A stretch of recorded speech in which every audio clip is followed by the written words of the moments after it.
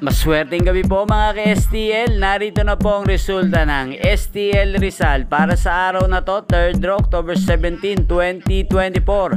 Araw ng Huwebes. Naway ang mga natayan niyo pong mga numero kanina ay manalo nawa ngayong gabing ito, 8:45 PM. Kaya kunin niyo na po ang inyong mga tickets. Narito na po ang resulta.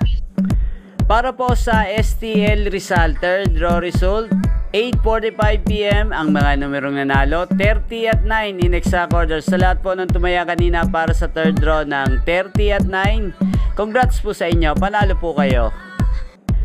Ang STL Rizal ay napapanood nyo po sa channel na to, Roderick Hernandez TV, araw-araw mula Lunes hanggang Linggo, every 11 AM, 4 PM at 8:45 PM. Maraming salamat po sa panonood nyo sa aking channel. Huwag pong kalimutang mag-subscribe.